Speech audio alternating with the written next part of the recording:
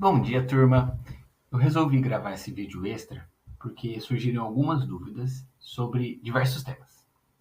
O primeiro tema é como Fire e OpenAir se relacionam, se eles são amigos, se eles são parceiros, se eles são inimigos, como se dá essa relação, qual que é o impacto do implementar Fire, qual que é o impacto do implementar OpenAir, e também algumas outras duvidazinhas que eu vou sanar nesses slides.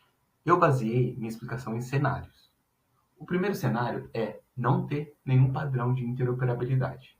Nesse cenário, eu tenho um sistema A, tenho um sistema B.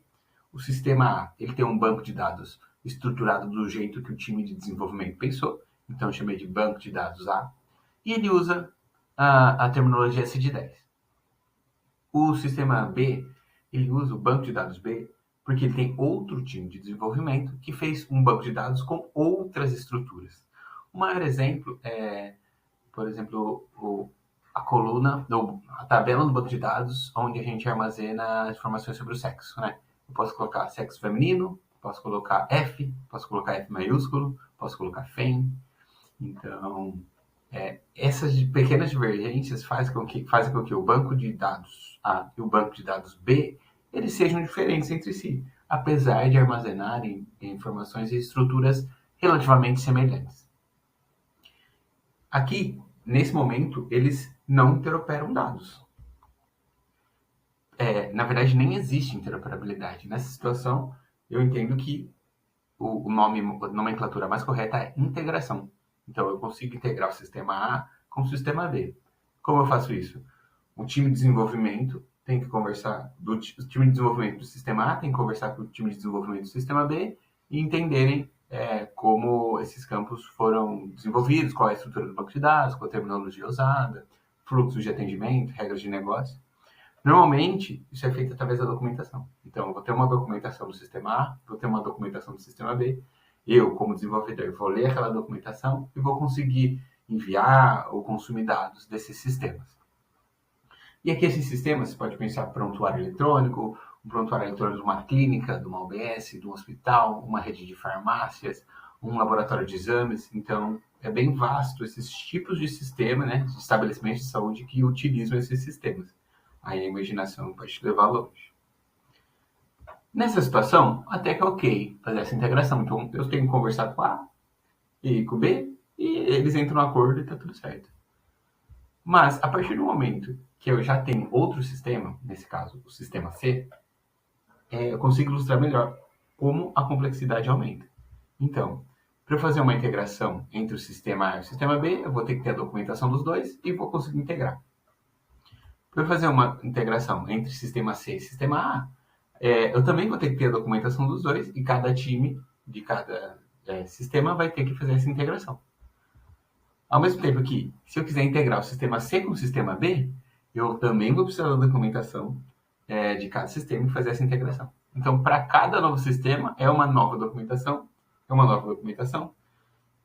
e cada vez mais trabalho para fazer essa integração.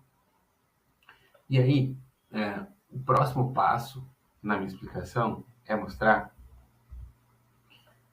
como essa situação melhora com o Fire. E eu vou começar com o Fire por um motivo importante, né? Fast Healthcare Interoperability Resource. O FAST, nesse caso, ele realmente é FAST. Por quê? O que o Fire dita? Ele expressa estruturas, padrões, dentro desses padrões são usadas terminologias que todos os sistemas devem seguir. Por exemplo, eu tenho um registro de atendimento clínico da RNDS. Eu sei a ordem dos campos, a estrutura dos campos, as regras dos campos, as terminologias usadas, como a composição é feita, todos os perfis que foram criados pela RNDS, e eu consigo, tendo isso em mãos, não precisar fazer integração específica com cada sistema. Eu interopero informações com o servidor Fire. Então, eu envio informações para lá. E essa é a situação que a gente está nesse momento no Brasil. Eu dei um passo a mais, né, que é consumindo informações, e daí podem perceber que as setinhas aqui, elas estão nas ambas as pontas, porque é um diálogo, né? Então eu mando uma mensagem no padrão de recursos Fire para o servidor Fire, e ele me responde com uma resposta, a depender do que eu perguntei. A partir desse momento, o Fire é utilizado para interoperar informações. mas eu tenho que destacar que o formato como essas informações são salvas, as terminologias usadas em cada sistema ainda divergem. E, ao meu ver, é por isso que a gente distingue Fire e OpenAir. O Fire, ele está uma etapa que é mais simples, é a etapa no Brasil hoje, que não necessita que os sistemas alterem sua estrutura core, seu banco de dados, as terminologias que usam. Eles utilizam alguma arquitetura, né, da sua escolha, normalmente o Facade, né, para que eles traduzam as informações do jeito que está no sistema deles e enviem para o servidor Fire. E aí todo mundo consegue se comunicar. Existem algumas pessoas que usam o Fire como forma de armazenamento, né, o formato dos recursos Fire como forma de armazenamento. O próprio criador do Fire já falou que não é para isso que o Fire é feito, mas ele não pode limitar quem quer seguir essa lógica, então ele mesmo disse isso. Mas a gente pode ir para o próximo passo. Então, o que significa utilizar o OpenAir? Agora, então, a gente vai ter o sistema C, sistema A, sistema B. Eles vão ter interfaces diferentes, regras de negócio ali específicas para cada situação, mas eles vão usar um banco de dados e terminologias utilizando o padrão OpenAir.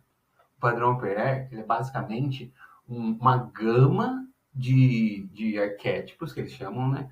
Uma gama de mapeamentos de fluxos clínicos, por exemplo, se eu for registrar uma pressão, isso está registrado lá, e todos os campos que eu posso registrar relacionados à pressão, eles já estão mapeados, e eu não tenho que criar nada novo. Eu tenho que pegar esse banco de dados e modelar ele para o meu contexto. Ou seja, eu não estou criando nada novo, eu estou utilizando um padrão que já segue uma lógica. E se todo mundo utiliza esse padrão, quer dizer que os bancos de dados, eles são muito semelhantes e eles até podem se conversar entre si. Mas agora a gente entra no ponto inverso, né? O OpenAir não é feito para troca de informações entre sistemas, ele é feito para garantir que os sistemas armazenem os dados da mesma maneira.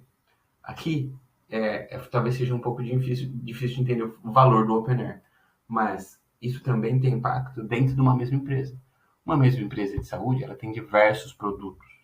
E ao não utilizar o OpenAir, cada produto vai ter um time de desenvolvimento, cada time de desenvolvimento, mesmo dentro de uma empresa, vai fazer bancos de dados relativamente diferentes, o que vai impedir que eles se comuniquem de uma maneira mais orgânica, de uma maneira mais facilitada.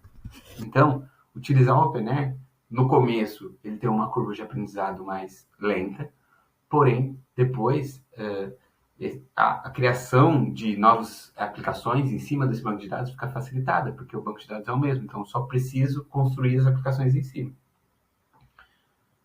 Além disso, tem um outro benefício, que é, se eu sei qual que é o padrão Fire, né? Quais são os recursos e como eles estão colocados ali dentro dos perfis brasileiros, e todos os bancos de dados usam o mesmo padrão OpenAir, eu consigo criar uma inteligência artificial que traduza o que está no meu banco de dados para o Fire. Porque está tudo já estabelecido. Não tem segredo. Eu não vou precisar descobrir como vai ser o campo, o sexo. Você vai usar FAN, F, o número 1, não importa. Porque isso já vai estar pré-estabelecido pelo padrão OpenAir. Tá? Então, é isso que eu queria explicar para vocês, porque eu vi que tem muita gente com essa dúvida. Eu acho muito importante ter essa visão, principalmente essa visão em formato de desenho. É isso que me ajudou a entender a relação entre Fire, OpenAir, envio de dados, por que Fire é utilizado para envio de dados, por que ele é o fast, né? Porque ele é mais rápido, porque o OpenAir ele é mais demorado, mas qual é o valor de utilizar o OpenAir? Né? E ao mesmo tempo a complexidade da gente não ter interoperabilidade nenhuma. É isso então, muito obrigado. Dê um like no vídeo, compartilhem, por favor. E eu fico por aqui.